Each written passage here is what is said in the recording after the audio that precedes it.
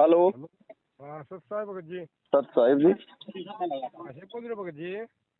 अजी कहाँ से बोल रहे हो आप? जयपुर से पवन दास। कौन भगत जी? सत साहब भगत जी। सत साहिब जी सब।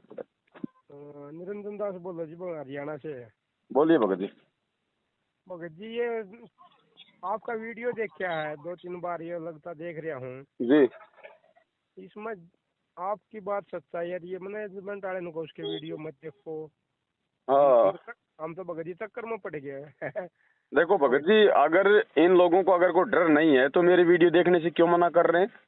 वही तो बात समझ में नहीं आ रही भगत जी। हाँ मना इसलिए करते हैं ना क्योंकि संगत को सच्चाई का पता चल जाएगा कि बरवाला कांड क्या है, गुरुजी का परिवार क्या है, गुरुजी जेल में क्यों हैं, संगत को ये गुरुजी के नाम पे लूटा जा रहा है। जब सारी चीजों का संगत को पता चल जाएगा वीडियो देख के, तो इनका साथ कौन देगा, इनको पैसे कौन देगा? तो फिर बताओ, इनका तो धंधा बंद हो जाएगा। ये बात तो ठीक है भगत जी, पर एक बात बताओ भगत जी, मान लिए भगत जी नए भगत जी जुड़े हैं, मान लियो जी उनको नाम दीक्षा वो लेने की कहा तो उनको कहाँ मिले भगत जी? देखो भगत जी, आज से पहले जब गुरुजी नहीं थे तो कहाँ से नाम दीक्षा ले रहे थे भाई? वो बात तो ठीक है जब गुरुजी नहीं थे तब कौन नाम ले रहा था, तब कौन सतलोक की भक्ति कर रहा था? तो जब गुरुजी आ जाएंगे तो फिर से देना शुरू कर देंगे।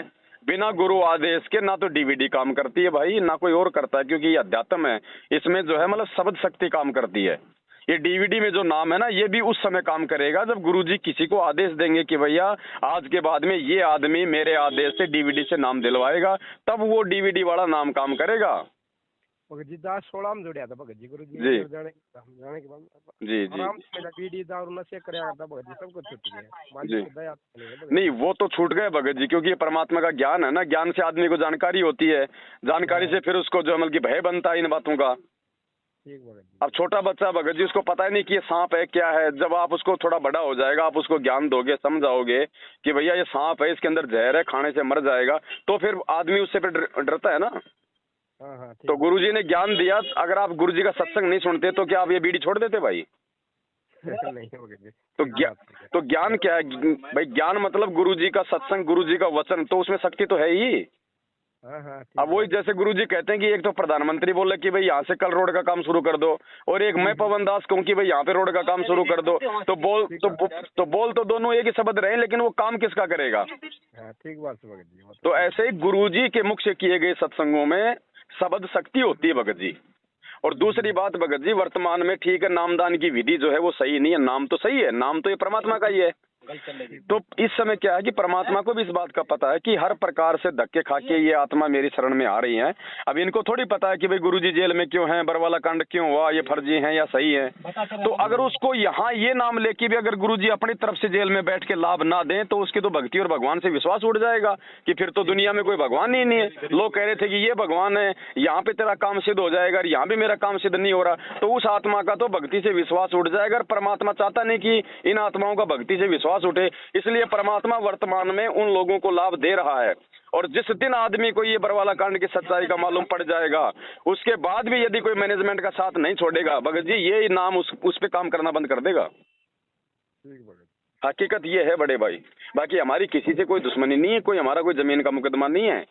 नहीं भगत जी सही बात। लेकिन जब हमारा बाप इस सच्चाई के लिए भगत जी इतना संघर्ष कर रहा है, जेल में बैठा है, तो हम भगत जी कैसे पाखंड में साथ दे सकते हैं इनका? नहीं दे सकते भगत जी। नहीं। और ये हकीकत है बिल्कुल। सबसे पहले तो ये बात बताओ भगत जी, ये दुनिया को नामदान केंद्र खोल खोल के ये गुरुजी के नाम के आड़ में राशन की दुकान की तरह ये पार करने का ठेका ले रहे हैं मैनेजमेंट वाले।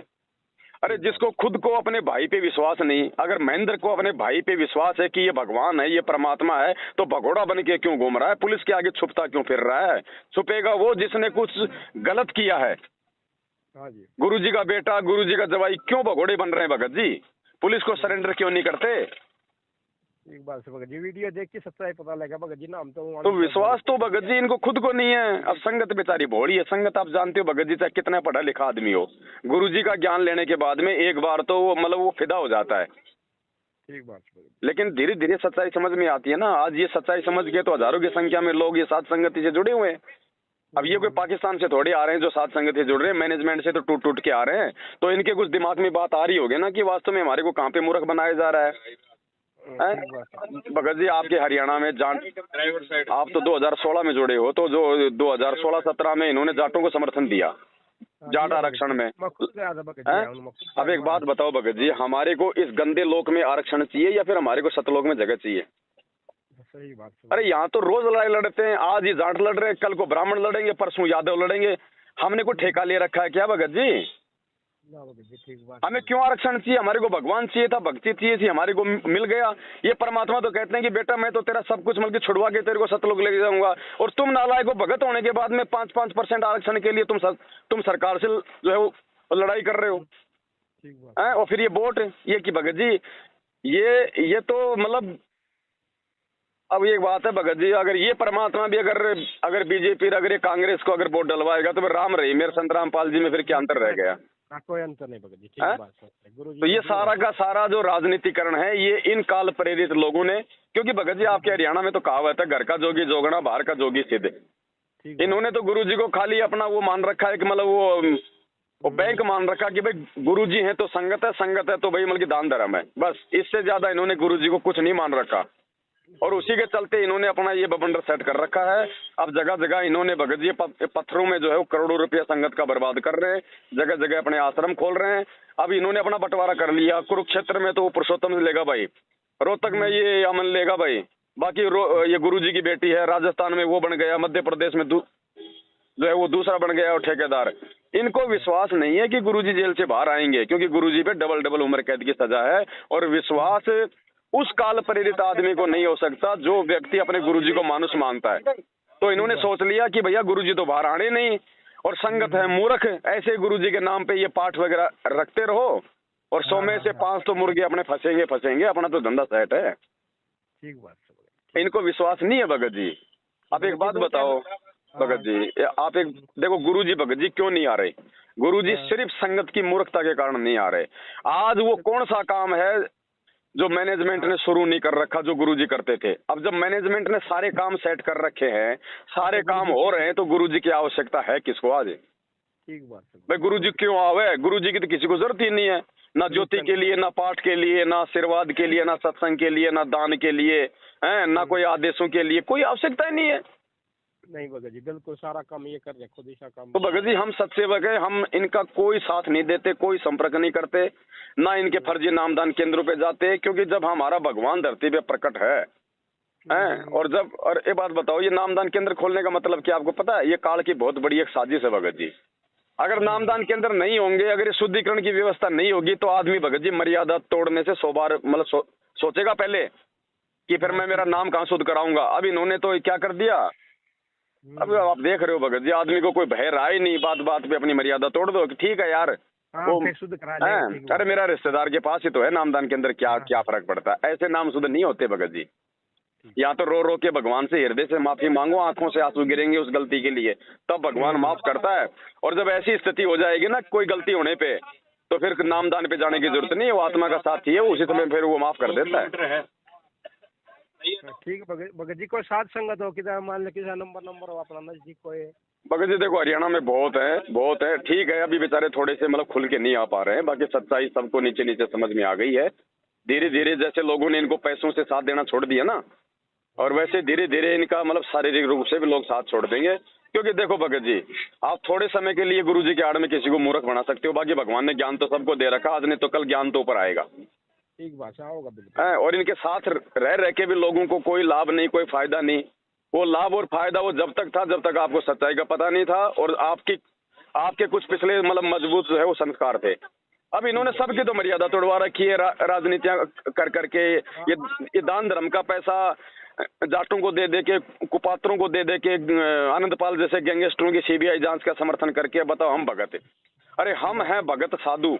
अब भगत जी गुंडे का समर्थन कर रहे हैं, हम काहे के संत हैं, काहे के साधु हैं? गुरु जी का नाम तो ये नालायक बदनाम कर रहे हैं दुनिया में, तो मर्यादा रहेगी किसी की?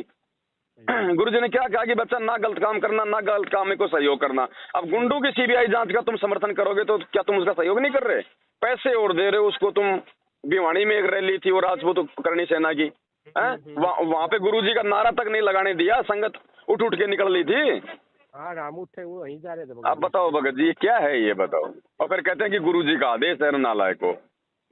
गुरुजी ने 27 साल में कभी ऐसे कोई कुकर्म कभी करवाए थे क्या? ये रैलियों में, धरनों में, प्रदर्शनों में, आरक्षणों में कभी गुरुजी ने किसी को बैठाया? कभी गुरुजी ने अपने 27 साल में कभी कहा कि तू हरियाणा में भूपेंद्र को वोट दे या तू इसको जो मतलब बीजेपी को दे वोट? अगर संत राजनीति कराएगा तो भक्ति क्या फिर आसाराम करवाएगा? ठीक बात है भगत जी। तो भगत जी ये चीजें अब हमने समझनी पड़ेगी, ये नहीं समझाएंगे, ध्यान रखना। ये परमात्मा ने ज्ञान हमारे को ठोक के इसीलिए दिया है। ये ज्ञान देने के लिए भगवान ने जो दुनिया के संतों से जो दुश्मनी मोल ली ना, हमारे को ज्ञान आधार से मजबूत करने के लिए कि मेरे बच्चे कहीं कोई जो है धोखा ना खा जाए। भगत जी मैं एक छोटा आदमी हूँ भगत जी, थोड़ी खेती बाड़ी करूँ जिसमें स्प्रे मारा मान ले दवाई कीटनाशक है, ये आप मार सका नहीं भगत जी? देखो भगत जी बात ऐसी है कि जबरदस्ती का तो मार्ग है नहीं। बाकी जिस दिन आपकी आत्मा को ये लगे कि भाई अब मैं अपने पेट के लिए जानबूझ के जीवों की हत्या नहीं कर सकता, उस दिन आप छोड़ देना भगत जी। मालिक फिर वो फसल, वो बचाव आपका वैसे ही कर देगा भगत जी। क्यों आश्रम में पूछी थी मैंने मैनेजमेंट वाले आइए दवाई मार सको आप आगे 50 मीटर से भगत जी देखो वो मना नहीं करेंगे क्योंकि वो ना वो मर्यादा में है ना उनको खुद को कोई ज्ञान है। ठीक है, उनको कोई मतलब नहीं है भगत जी इन चीजों से। अरे परमात्मा तो यहाँ तक कहते हैं कि सामने अगर कोई कीड़नाड़ भी है तो भी तुमने यथासंभव मतलब बच के जाना, कहीं मतलब अपनी दिशा चेंज करके जाओ। ठीक बात है। अब भगत जी हम अपनी 2 टाइम की रोजी रोटी के लिए हम स्प्रे मारेंगे? आप एक बात बताओ, आज से 50 साल पहले कौन मारता था स्प्रे? भाई जब स्प्रे नहीं था तो मारता कौन था? ये पाप तो काटने अब हमसे करवाने थे क्योंकि इसको पता था कि भाई ये अब ये भक्ति पे लगेंगे तो इनकी भक्ति ना बन जाए, इसलिए ठुकवा दिया यूरिया, पूरी जो है धरती को मतलब बंजर करवा दिया, ऊपर से स्प्रे। तो ये पाप लग किसके रहे हैं भगत जी? ठीक बात। गुरु जी के शरण में आ गए तो ये थोड़ी कि हमारे ऊपर पाप नहीं लगेंगे। यहाँ तो गीता का विधान तो सबके ऊपर लागू है। जहर चाहे भगत खा लो चाहे जगत खा लो, मरेगा भगत जी। लेकिन हमारे को केवल इतना लाभ दिया परमात्मा ने कि देखो जानबूझ के तो तुम गलती जो है वो करना नहीं, मेरा नाम लेने के बाद में अनजाने में गलती होगी तो वो तुम्हारे को माफी है। ठीक है भगत जी। तो देखो अब हमने खाली अपने पेट के लिए भगत जी वो लाखों करोड़ों जीवों की हत्या हम नहीं कर सकते। अब बाकी मालिक से प्रार्थना करो कि परमात्मा थोड़ी सी दया बख्शो मालिक, धीरे धीरे हम इन चीजों से जो है मतलब जो है वो दूर हटें। अब देखो ये भगत जी भक्ति है विश्वास की। अब हम तो ये नाम और ज्ञान और ये भगवान को प्राप्त करने के बाद हम तो सोचते हैं कि भाई यूरिया डालूंगा, ये पेस्टिसाइड डालूंगा, ये केमिकल डालूंगा तब मेरी फसल अच्छी होगी। अरे भगत जी विचार करो, ये वो ही भगवान है जिसने धन्ना भगत का बीज खा के मतलब तुम्बे में दे दिया, तुम्बे में दे दिया भगत जी। ना कोई यूरिया, ना कोई पेस्टिसाइड, ना कोई बीज, ना कोई ट्रैक्टर चलाया खेत में। ये आज नहीं दे देगा क्या? ये दे सकता है लेकिन हम लेने के लायक नहीं बने अभी। नहीं बने भगत। तो भगत जी विश्वास की भक्ति है। कहे कबीर सुनो भाई साधो मैं तो हूँ विश्वास में। ये नाम चाहे कोई सा भी हो ये उसी समय काम करेगा जब हमारे को विश्वास हो जाएगा। सबसे पहले तो ये कि धरती पे वो एक परमात्मा कौन है। अब संगत तो बताओ भगत जी, दो को पूज रही है। ठीक बात है बिल्कुल भगत जी। अरे वो ठोटू है, खाली गुरुजी ने खाली सहारा लिया है कि ये कबीर जी हैं, खाली समझाने के लिए। वो खुद को कहते कि मैं कबीर हूँ तो आज पता नहीं उनके पास में 5 आदमी भी रुकते कि नहीं रुकते। तो उन्होंने एक सहारा लिया देवी देवताओं की भक्ति छुड़वाने के लिए, ताकि हमें ये तो मालूम हो कि फिर वो भगवान कौन है फिर। और तो खाली उन्होंने फोटो से एक मतलब सहारा लिया है। अब वो फोटो हमें थोड़ी पार कर देगी, फोटो थोड़ी हमें आशीर्वाद दे देगी, फोटो थोड़ी हमें आज वो सत्संग सुना रही है। ठीक बात है। जो जिंदा है उसको पूजो ना। तो भगत जी ये ज्ञान आधार की भक्ति, इसीलिए भगवान ने 27 साल से पहले हमारे को ज्ञान से मजबूत किया है ना। और ये मत देखो भगत जी, हम तो ये कहते हैं कि आप उनकी भी सुनो आप हमारी भी सुनो। जब तक दोनों तरफ की सुनोगे नहीं आप निर्णय कैसे करोगे? अब जज होता है कोर्ट में भगत जी, वो कभी एक की बात सुन के कभी निर्णय करता है क्या? चाहे उसको 50 तारीख देनी पड़े, जब तक वो नींबू सा नहीं निचोड़ लेता है दोनों तरफ की बातें सुन के, तब तक वो कोई फैसला नहीं देता। उसको पता है मैंने अगर गलत फैसला दे दिया तो फिर मैं दोषी हो जाऊंगा उस परमात्मा की नजरों में।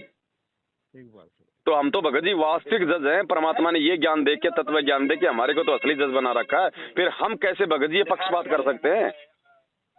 अब ये तो भगत जी इनका तो देखो धंधा है। ये तो आप अब जैसे कोई मान लो भगत जी जिस आदमी की बीड़ी या फिर पान मसाले की या फिर सिगरेट की मतलब फैक्ट्री है, अब मालूम तो उसको भी इस बात का कि भाई सिगरेट पीने से कैंसर होता है, पान मसाला खाने से कैंसर होता है।